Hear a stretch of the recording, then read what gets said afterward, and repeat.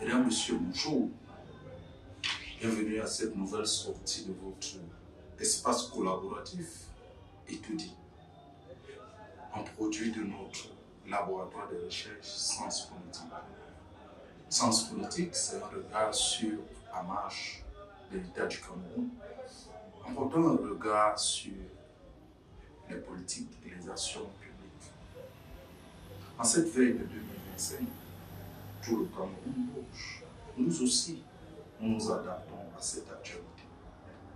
Cette actualité qui impose un regard sur les hommes, ceux qui espèrent changer le devenir du Cameroun, d'un pays dirigé depuis 42 ans par un homme, président de la République, M. Paul Biya.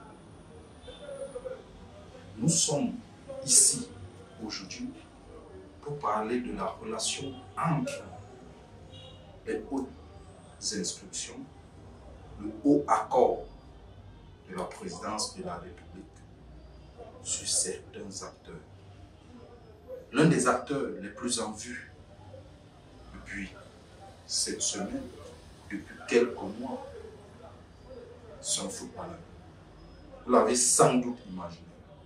Il s'agit de Monsieur Samuel Eto'o-Fils, à qui nous profitons de souhaiter beaucoup de courage suite à l'événement malheureux qu'il vient de clôturer dans le village natal en refermant la terre sur son papa, son géniteur.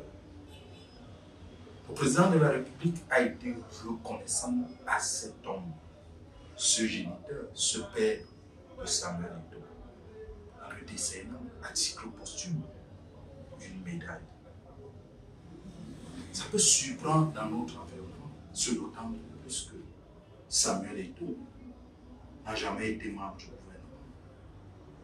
Grand footballeur, certes, mais son papa n'a jamais été haut fonctionnaire. Il a sans doute eu la chance d'avoir un fils dont le talent sportif le positionne sur l'espace public camerounais depuis fort longtemps. Ce n'est donc pas une nouveauté. Mais nous allons profiter, pour faire simple, de dire que Samuel Eto'o, l'homme qui est sur l'arbre d'Etoudi, qui connaît Etoudi, n'est pas un homme nouveau sur l'espace public camerounais au-delà du football. Samuel Eto'o a été un acteur d'implémentation des politiques publiques au Cameroun. Nous allons prendre essentiellement 3 domaines. Nous commençons par le domaine qui est le sien, le domaine sportif. Nous avons vu Samuel Eto'o, durant sa carrière footballistique, encadrer des jeunes dans le cadre d'une formation. Personne ne peut nier que c'est une mission régalienne de l'État de le faire, mais l'État confie cela aux associations, aux clubs de football. Alors qu'il était encore footballeur, il a posé ses jambes. Certains de ces beaux noms, de ces écuries, alimentent les polémiques. Également aujourd'hui, au moment où Samuel Eto'o lui-même a pris sa retraite sur les stades. Je ne donne aucun nom, mais vous les connaissez.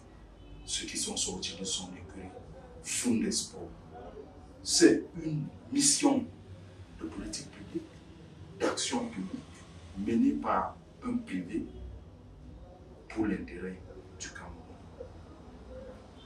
Après, il y a eu le volet du sport qui est passé. Il y a eu la santé. Vous vous souvenez à Douala, il y a quelques années, un haut événement s'est tenu, l'inauguration d'un pavillon Samuel Eto'o dans un hôpital public de la place. C'est encore l'action publique, c'est encore la politique publique visant à améliorer, à doter le pays d'infrastructures sanitaires de qualité. Samuel Eto'o, comme d'autres, y a joué son rôle.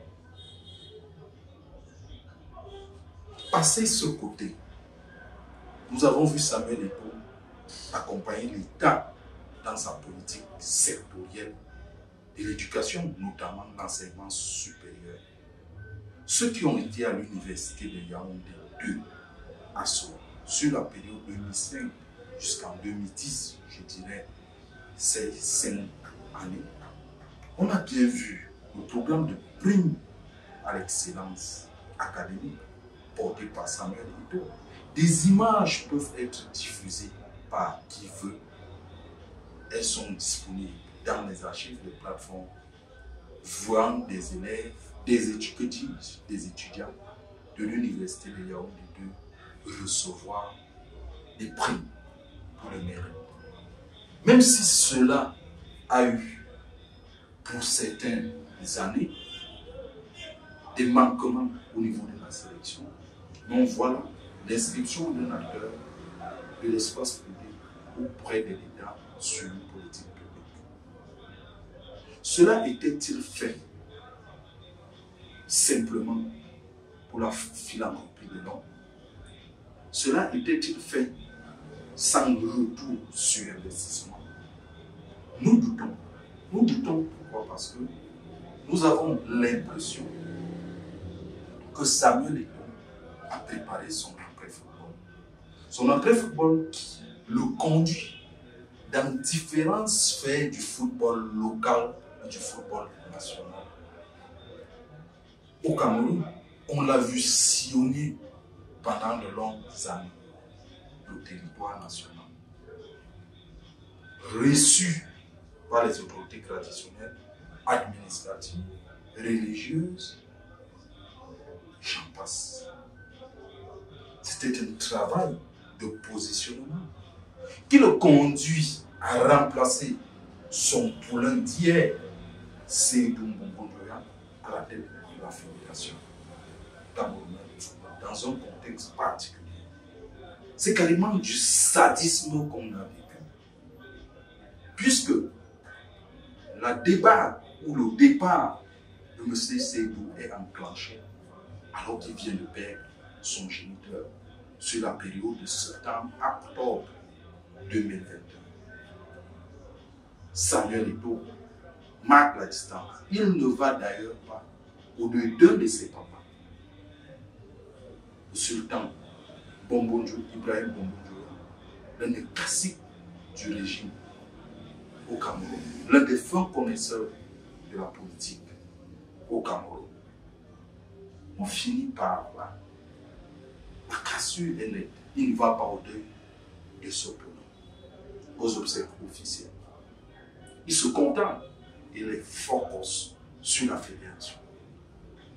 Des acteurs majeurs de l'espace politique camerounais, même si certains peuvent être assimilés à des simples vouvuzela, je mesure même, de vouvuzela opportunistes, certains ont accompagné Samuel Eto'o, ou certains ont été cooptés par Samuel Eto'o, pour au final sa victoire à la présidence de l'Afrique le 11 décembre 2021.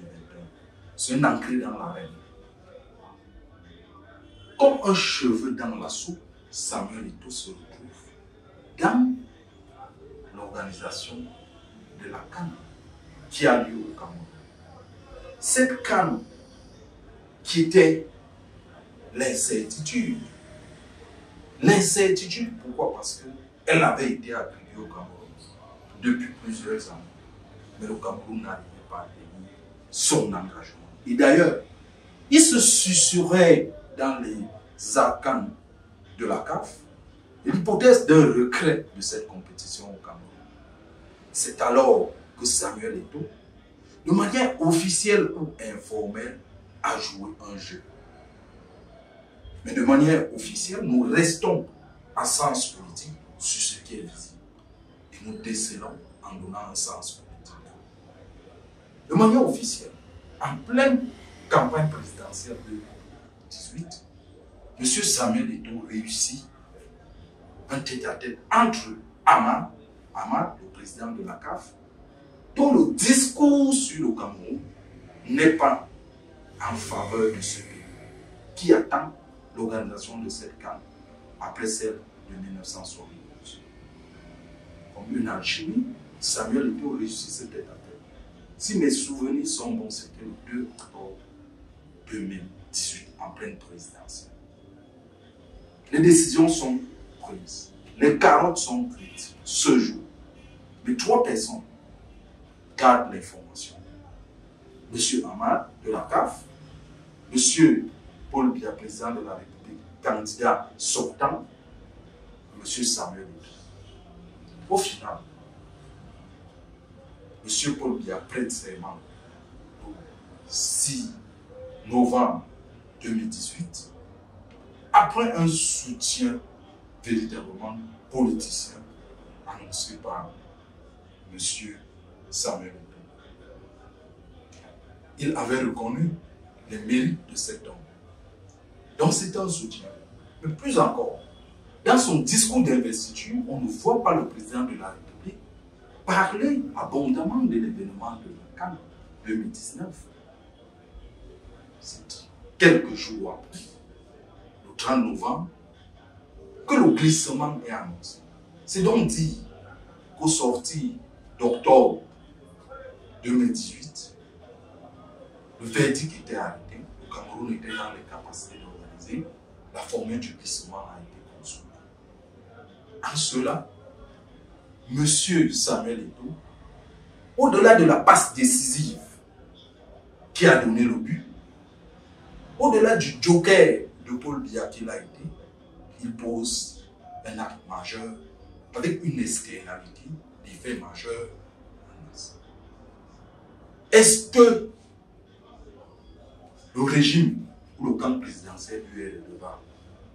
Nous pourrons le dire que dans l'esprit de M. Biya, de loyalisme et de rigueur, on le voit par ses obsèques, un représentant personnel du président de la République, une médaille, plusieurs membres du gouvernement. Mais est-ce que cela arrange la posture de Samuel Eto'o dans ce camp présidentiel? Non. Pourquoi? Parce que M. Samuel Eto'o a confondu plus ou moins les rôles. Les rôles à l'intérieur de Milan, où il pouvait jouer avant-centre, il se retrouvait latéral, il se retrouvait dans d'autres équipes où il a joué au football dans l'encadrement technique. Et si mes souvenirs sont bons, souvent aussi gardien de but. Et Samuel Eto'o, l'ayant à l'esprit, a voulu transposer cet esprit dans l'espace public du football et peut-être en dehors, ignorant peut-être l'apport du sport et du football particulier au Cameroun pour le camp présidentiel. C'est alors qu'il ouvre en se positionnant comme un Manitou. Il oublie que l'unique Manitou, c'est le créateur de toutes les créatures, y compris lui. Si je ne m'abuse, y compris lui.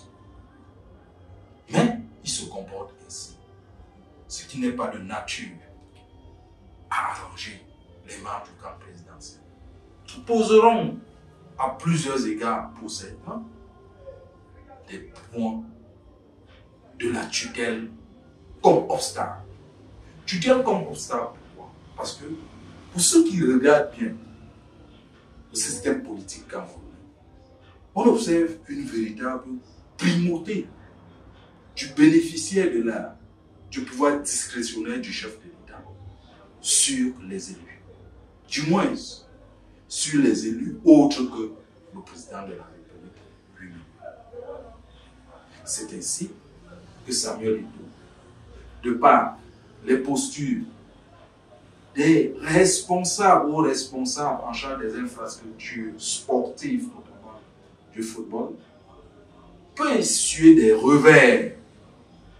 C'est ainsi qu'avec le ministre de tutelle, la posture de Manitou du football, consacrée davantage par Samuel Eto'o, dans son discours omniprésent et omnipotent durant la cérémonie de distinction du Ballon d'Or camerounais en 2023, où il achève son discours en disant aux autres membres du gouvernement, aux responsables de la République, de prendre leur mal en patience parce que, après avoir remercié le président de la République, la première dame, c'est lui, Samuel Eto'o, le véritable patron du football au Cameroun. C'est la posture du Manitou qui aboutit à ce qu'on verra par la suite, le fameux discours du 10 février 2024. Discours prétexte, discours organisé. Ce qui est sûr, dans l'organisation de la présidence de la République, ceux qui ont fait passer ce discours final qui est déposé sur la table du président de la République, lu et enregistré avant d'être diffusé au Cameroun, savaient ce qu'ils faisaient. Ils savaient qu'ils avaient déclenché une sorte d'opposition entre les détenteurs du pouvoir discrétionnaire du chef de l'État, ministre et autres hauts fonctionnaires, et un élu d'une fédération, pas des moindres. Est-ce que Samuel Eto'o, dans cet Eto'o, peut trouver finalement son compte? Qu'est-ce que nous pouvons lui dire? Est-ce qu'il n'est pas un acteur majeur pour Eto'o 2025? Nous ne répondons pas à l'affirmative. Il est un acteur majeur pour Eto'o 2025. Samuel Eto'o, acteur majeur pour Eto'o 2025, c'est deux hypothèses. La première hypothèse, c'est que Samuel Eto'o franchit, au-delà de sa popularité naturelle, enclenchée sur les stades, et la popularité construite par un lobbying relationnel international et national, doit faire attention. Il doit faire attention parce qu'il est buté sur quelque chose qui est le piège de la plupart des ressortissants de la diaspora. C'est la double nationalité. Parce que Samuel Eto'o, s'il est passé comme une lettre à la poste à la fédération camerounaise de football, nous doutons que ses adversaires, notamment ceux du camp présidentiel, ne procèdent pas à une sorte de discrédit sur sa véritable nationalité. Nous savons tous que le football a ses exigences. Le football a ses réalités. C'est un business. Et pour intégrer et avoir des avantages compétitifs ou comparatifs d'un pays à l'autre, on peut se retrouver en train de tronquer sa nationalité pour échapper à deux ou trois choses. La nationalité s'acquiert. Mais le principe de double nationalité n'étant pas acquis au Cameroun, Samuel Eto'o a donc un caillou dans sa propre chaussure. Qu'est-ce qui s'ouvre à lui? Il s'ouvre à Samuel Eto'o de rester dans la logique de 2018. Le joker du camp présidentiel avec M. Biya, cela est sûr. Le joker du camp présidentiel sans M. Biya, cela peut être incertain, ce d'autant plus que le capital sympathie de M. Biya et M. Eto'o s'est construit et est en déconstruction par certains acteurs détenteurs du pouvoir discrétionnaire de M. Brown.